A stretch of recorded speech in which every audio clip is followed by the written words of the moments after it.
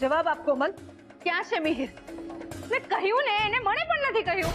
કેમ નથી કહ્યું તને કોમલ? તને એના પર અને એને તારા પર વિશ્વાસ છે ને, તો પછી આવું શું કામ? વિશ્વાસ છે ને? હા છે વિશ્વાસ, પણ હશે કોઈ ટેન્શનમાં. એને શાનું ટેન્શન હોય? ટેન્શન તો એ આપણને આપીને ગયો છે. અને માન્યું કે કદાચ એને ટેન્શન હોય પણ ખરું, તો એ બીજા કોઈને ન કહે. સમજ્યા? તને તો કહેવું જોઈએ ને એને. તું જ કહે છે કે તને પ્રેમ કરે છે, તો પછી તારાથી જ શું કામ ભાગતો ફરે છે? કે પછી એનો પ્રેમ પણ એની નિયતની જેમ ખોટો છે? ના ના, એનો પ્રેમ સાચો છે. પ્રેમ સાચો છે તો પછી મોઢું છુપાવીને શું કામ ફરે છે? તારે મંગળસૂત્ર પહેરીને ફરવું છે, દરેક વાતમાં એનો સાથ આપવો છે, એની તરફદારી કરવી છે. અને એ છોકરો આપણને એના ઘરનું સરનામું આપવા પણ તૈયાર નથી. શા માટે કોમલ? શું કામ? આ સવાલ તું મિહિર આવે ત્યારે એને જ પૂછજે ને. હું એને શું કામ પૂછું? એને તારી સાથે લગ્ન કર્યા તો હવે પછી એની જવાબદારીમાંથી છટકીને ભાગી શું કામ રહ્યો છે? ચૂપ કેમ છે? જવાબ આપ. જો કોમલ, જવાબ તો તારે આપવા જ પડશે. ભલે તું હા કે નામાં જવાબ આપ, પણ મારે જવાબ જોઈએ છે. હા પૂછ, મને ખબર છે તું નહીં જ માને. એટલે તારા બધા જ સવાલોના જવાબ આપવા માટે હું તૈયાર છું. બોલ, શું પૂછવું છે તારે? તું તારી મરજીથી મિહિરને આ ઘરમાંથી મળવા ગઈ. હા, એની વાત માનીને તું એની સાથે ફાર્મ હાઉસ ગઈ, અને એની વાત માનીને તું અમને કહ્યા વગર લગ્ન કરવા માટે પણ તૈયાર થઈ ગઈ ને? હા હા હા. જો તમે બંને એકબીજાને પ્રેમ કરો છો તો એ અચાનક આમ તને મૂકીને ભાગી કેમ ગયો? તે તો તારી મરજીથી એની સાથે લગ્ન કર્યા છે ને? ના, મેં એની સાથે મારા મરજીથી લગ્ન નથી કર્યા.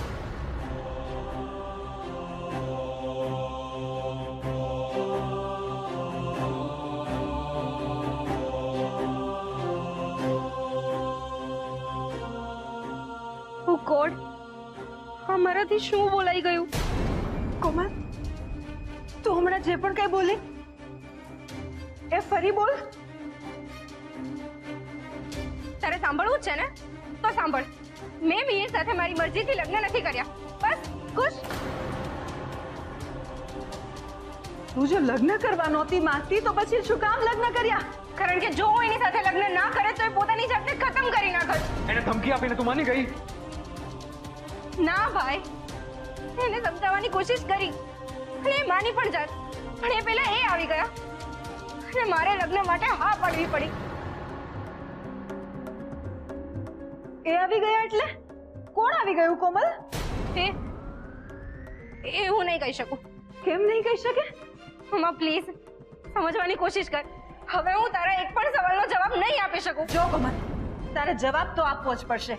એવું તો શું થઈ ગયું? કોણ આવી ગયું? અને એવું તેમણે શું કહ્યું કે તારે લગ્ન કરવા પડ્યા?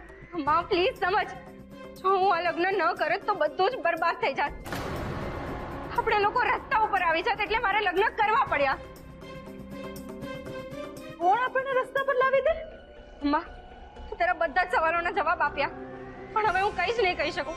અરે પણ કોમલ, મમ્મા પ્લીઝ, હવે તું મને તારા સમ આપે કે પેલા હું જ તને કહું છું કે તું મને કઈ જ નહીં પૂછે તને મારા સમ. અરે કોમલ, મારી વાત તો સાંભળ. કોમલ, એ કોમલ, કોમલ.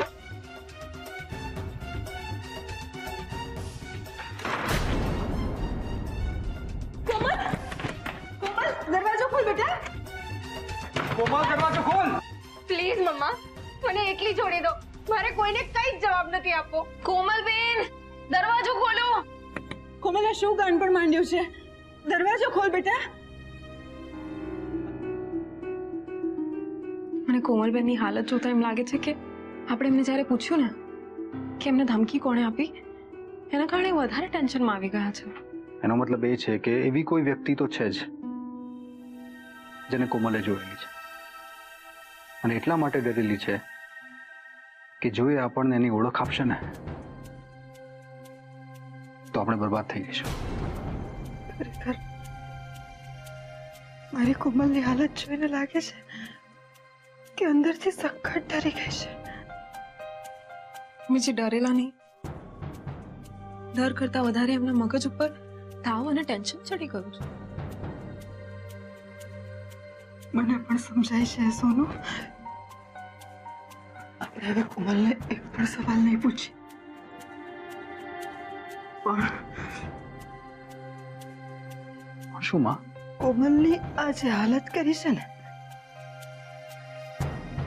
એ વ્યક્તિને તો આવતા 2 દિવસમાં હું શોધીને જ રહીશ. મારું વચન છે મારી દીકરીને કે હું એને આવતા 48 કલાકમાં આ બધી સમસ્યાઓમાંથી મુક્ત કરીશ.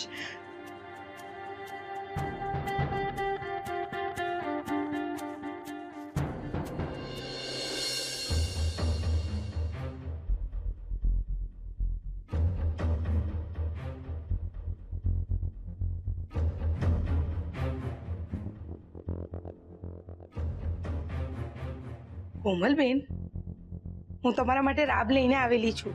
ઊભા થઈ જાઓ. મમ્મા મને કઈ નહીં પૂછે ને. એને પણ કઈ નહીં પૂછતી. કોમલબેન બસ, તમે શાંત થઈ જાઓ. કોઈ તમને કઈ નહીં પૂછે. પપ્પા મને કઈ નહીં પૂછે ને.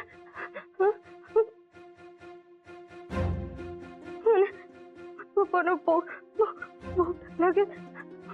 બસ બેન બસ, તમે જરા પણ ટેન્શન નહીં લો. અમે બધા મોટા એટલે સમજાવું ને. પપ્પાને સમજાવીશ ને. હા બેન, મોટા એટ તમારા પર ગુસ્સે નહીં થાય. બસ તમે આરામ કરો કોમલબેન, આરામ કરો. અને સમજા. હજી જાગો છો? અહીંયા શું કરતા હતા? મારી અને કોમલની વાતો સાંભળતા હતા? ના ના ભાભી, મા દીકરીની વાતમાં શું સાંભળવાનું? એકચ્યુઅલી આજે જમ્યા પછી મારાથી વોક નહીં થઈ હતી, એટલા માટે હું આ સ્ટેપ્સ ચડઉતર કરતી હતી. અચ્છા અચ્છા. જોકે તમારા ભાઈની ગેરહાજરીમાં જ્યારે બધી જવાબદારી મેં તમને જ સોંપી છે, એટલે હું જે વાત કોમલને કરવા ગઈ હતી ને, એ કરવા માટે તમારી પાસે જ આવતી હતી. ભાભી બોલો ને, કઈ વાત? અહીંયાની બેન, શાંતિથી વાત કરી. ચાલો ચાલો. માધુરી બેન, મારાથી આપણી આ કોમલની હાલત જોવાતી નથી.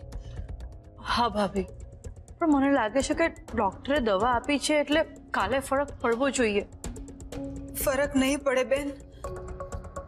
તમને ખબર છે ડોક્ટરે શું કહ્યું? ડોક્ટરે કહ્યું કે આપણી કોમલને જે માનસિક તાણ છે ને, એના સ્વાસ્થ્ય માટે બહુ હાનિકારક છે. ઓહ, એમ વાત છે? હા બેન, એટલે સૌથી પહેલા તો આપણે આપણી કોમલને આ તણાવમાંથી મુક્ત કરવી પડશે. પણ કોમલને આ તણાવમાંથી મુક્ત કરવા તમે શું કરવા માંગો છો? મેં નક્કી કર્યું છે કે આપણી કોમલને પેલી ધમકી આપનાર વ્યક્તિનું નામ વારે ઘડીએ પૂછવા કર્યા કરતા આપણે સામેથી જ આપણા દુશ્મનને આ બંગલો, ગાડી, પૈસા જે જોતું હોય ને એ બધું આપી દઈએ. આ તમે શું બોલ્યા ભાભી? હા બેન, આપણી કોમલની જિંદગી સામે આ બધી વસ્તુની શું કિંમત?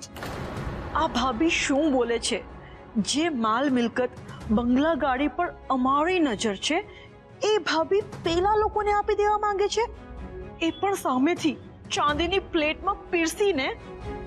મારી વાત સાંભળીને માધુરીબેન આટલા વિચારમાં પડી ગયા. એનો મતલબ મારી શંકા સાચી જ છે કે માધુરીબેન કોમલના લગ્નને લઈને કોઈક ભેદ તો જાણે જ છે. પણ શું હોઈ શકે એ ભેદ?